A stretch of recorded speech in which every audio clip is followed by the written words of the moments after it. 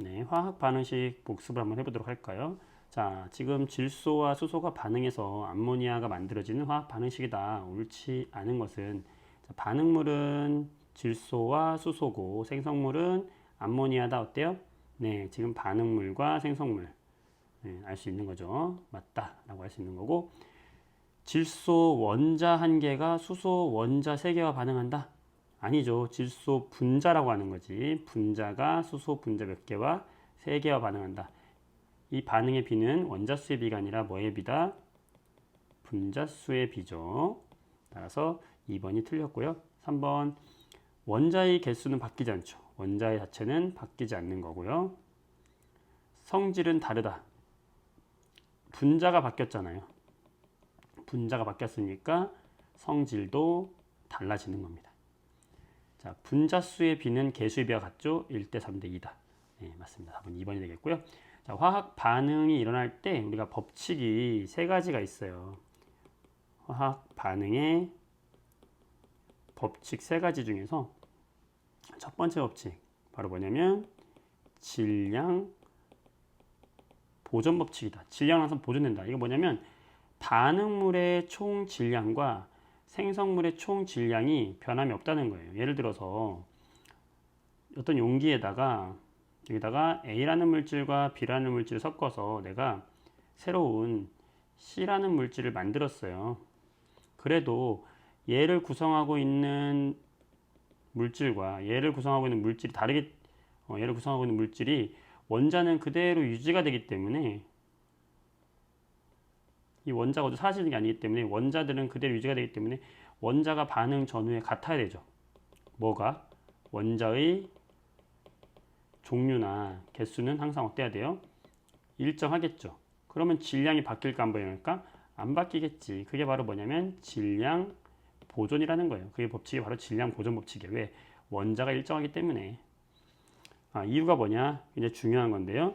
물질을 이루는 뭐와 뭐가 변하지 않기 때문에 그 원자들의 종류와 개수가 변하지 않기 때문이다. 그러니까 질량 유지가 되는 거죠. 자, 그래서 질량 보존 법칙은 우리가 공부했던 물리적인 변화나 화학적인 변화에서 모두 성립을 하게 되는 겁니다. 왜냐하면 물리 변화든 화학 변화든 원자가 어디로 사라지는 게 아니기 때문에 그렇죠. 네, 이게 바로 보다 질량 보존 법칙이다.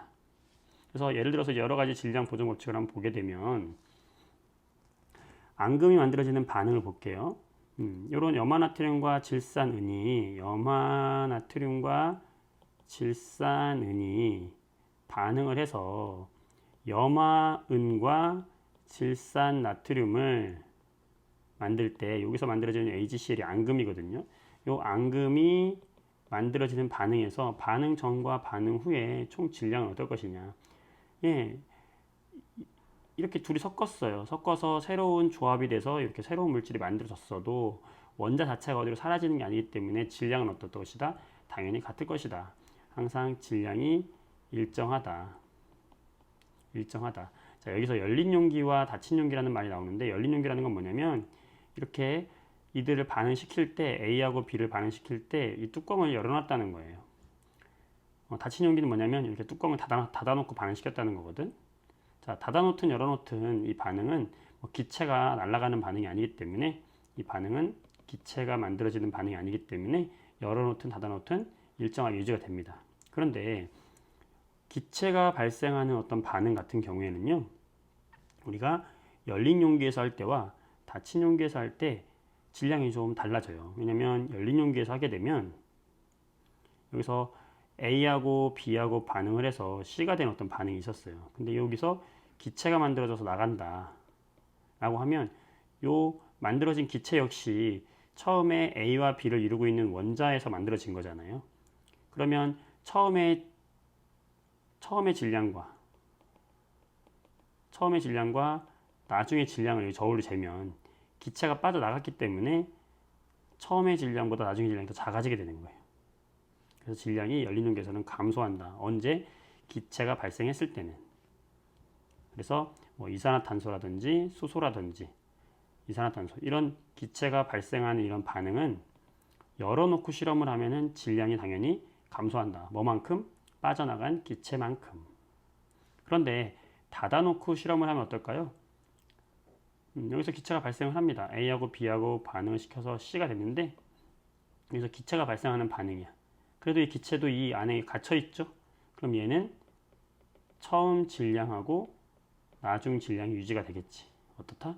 일정하다. 자, 열린 용기는 기체가 나가서 감소한 것이고 닫힌 용기는 기체가 나가지 못하니까 일정한 거예요. 자, 그래도 이 둘 다 질량 보존은 된 겁니다. 왜요? 닫힌 용기는 당연히 질량 보존이 된 거죠. 선생님 열린 용기는 감소한 거 아니에요? 네, 하지만 감소한 질량만큼 이게 더해 주어야 처음 질량이기 때문에 질량 보존 법칙은 성립했다라고 해야 되는 거예요. 아시겠죠? 자, 마지막으로 금속의 연소 반응인데 철과 산소가 반응을 해서 산화철이 되는 반응에서요. 우리가 금속 철이 있어요. 여기에 철이 있는데 철을 태웠어. 철을 태우면 우리는 산소와 결합한다고 하는 거예요. 철을 태웠다는 건. 그러면 얘가 뭐가 되냐면 산화철이 되거든요. 네, 산화철이 되면 결합한 산소의 질량이 1이고 반응한 철의 질량이 10이었다. 그러면은 산화철의 질량이 11이 되잖아. 근데 우리는 산소가 있는 거를 처음엔 못 보니까 처음에는 여기 10밖에 없었던 걸로 보이잖아요. 그래서 산화철이 만들어질 때는 질량이 오히려 증가합니다. 언제? 열어놓고 시험을 하면은. 왜? 산소가 달라붙으니까요. 근데 닫아놓고 실험을 하면은 원래 이렇게 닫힌 용기 안에서 산소도 여기 포함이 되어 있는 것이고 여기에 철도 포함이 되어 있었기 때문에 총 질량이 반응 전이나 후나 동일하게 유지가 된다는 거죠. 이거 역시 마찬가지로 질량이 증가한 것처럼 보이지만 사실은 산소가 결합한 거기 때문에 반응 전의 질량은 산소의 질량까지 합쳐줬어야 되는 거예요. 따라서 질량 보존은 된 것이다. 질량 보존을 세 가지로 나눠서 생각해야 되는데 열린 용기와 닫힌 용기에서 기체가 발생하지 않는 앙금 생성 반응 같은 거와 기체가 생성했을 때는 질량이 감소한다. 금속을 태우는 반응에서는 질량이 증가한다. 그런데 질량 보존의 법칙이 성립하는 것이다.